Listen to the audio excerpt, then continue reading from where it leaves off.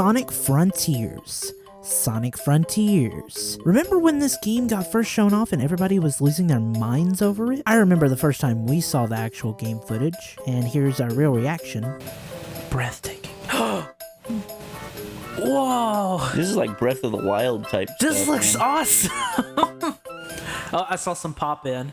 Can you run? Oh, they've got... So there's specific areas on the side of the walls that you can run cool. up. So specific textures you can run on, I guess. That's cool. I just want to go back to the IGN footage. Was that the best way to show off game footage? Probably not. It made all of us fans confused and we didn't know what to think of about it, but then we got actual better gameplay shown at private booths. What the heck am I seeing? Right? I see some stuff. That brings us to today's sponsor, Glassy Eyewear. What a perfect segue. So yes, go to Glassy Eyewear and when you check out, apply discount code MikaGlass in order to get 10% off your order. So yeah, I just gotta say, Glassy is the best eyewear place for prescription glasses. All you need to do is get your prescription any way you do it, then just send it to them and then they take care of the rest. I have the Mayfair with anti-reflective, which is free, and the blue light filter only costs $30 more. And I have that so my head won't hurt after gaming for 50 million hours straight and then I ask why I played so long of my game and now my muscles don't want to work anymore. These will keep your eyes healthy. Don't wear prescription glasses? Well, they also sell reading glasses and sunglasses. You can look like a badass grandma when reading, or you can look cool like Dexter Holland from The Offspring. On a real note, thanks so much Glassy Eyewear for this. I genuinely use their products. They have tons of style and options, and overall just a cheaper way to get glasses. Again, that is code MikaGlass for 10% off your purchase. Anyways, back to the video. Then we got the demos at Gamescom, which I'm going next year, but I wish I went this year, and that still makes me a little mad. But besides that, we had a real Twitter war. Then since more gameplay was shown, the fans started to like it, and then it seemed like things were looking up. And then they announced the super cool cosmetic DLCs. Yes, now you can become a primate Sonic and probably kill or something and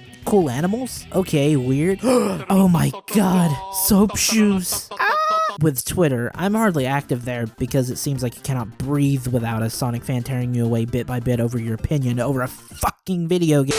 Okay, can we just be civilized human beings and like some part of a multimedia franchise more than another part of it? At the end of the day, we are only humans, and just as humans, we age and gain new opinions over perspectives along the way. So something I may have loved 3 or more years ago, I can turn out to hate it by now. It is just overall preference. I can also gain a new outlook onto something. I am genuinely a positive person. I look out on the positives and everything. The thing that started the hype train was the track they released called Vandalize, and it was such a bop. After that dropped, it is like no criticism was allowed to the game. Let me tell you folks and viewers, I sat on the sidelines and thought it was so funny how a song and seeing more gameplay changed the minds of all the Sonic fans. Literally no harm done here. I mean, besides some of the other tweets where people want this game to fail. Yeah, well, I finally have played it, and here are some of my thoughts. Also, we streamed it over here on Twitch, so if you missed it, don't worry. There will be more, most likely in the future next time, so yeah. So, the gameplay. The gameplay is pretty open and free. I had so much fun running around the island. The environment is really stunning to look at. I remember the pop-in was a bad thing pointed out in the initial showcase, but now it isn't noticeable. I mean, it is still there, but not real bad as it was. The new Psy-Loop ability, you can loop around enemies and stun them, and it also used for puzzles, which,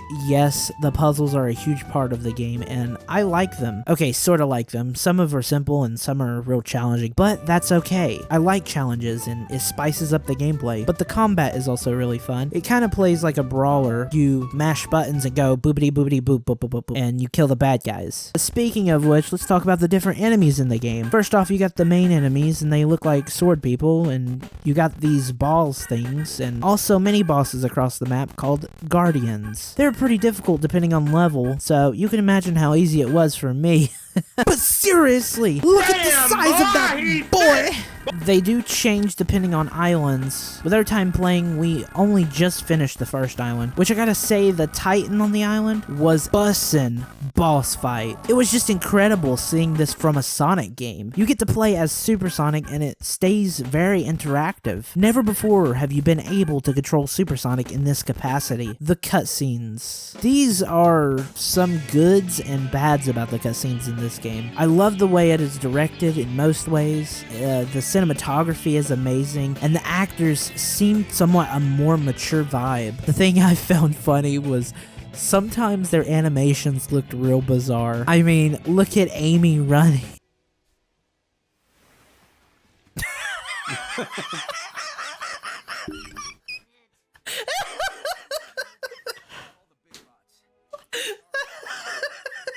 Sorry. Goodness gracious. The way she ran.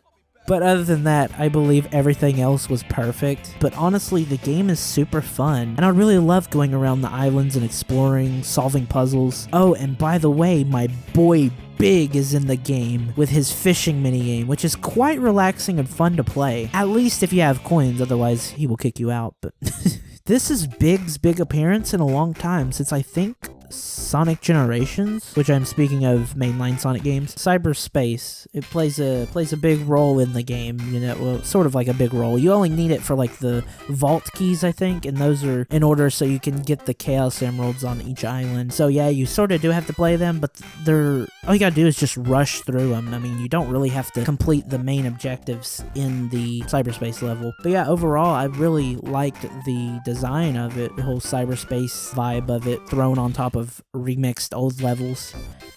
Yeah, remixed old levels. Yeah. Yeah, also got plenty of links to everything. You know, you can click them. Patreon, you know, you can give me money, please. I'm serious. Yeah, I'll see you in the next video. Bye-bye.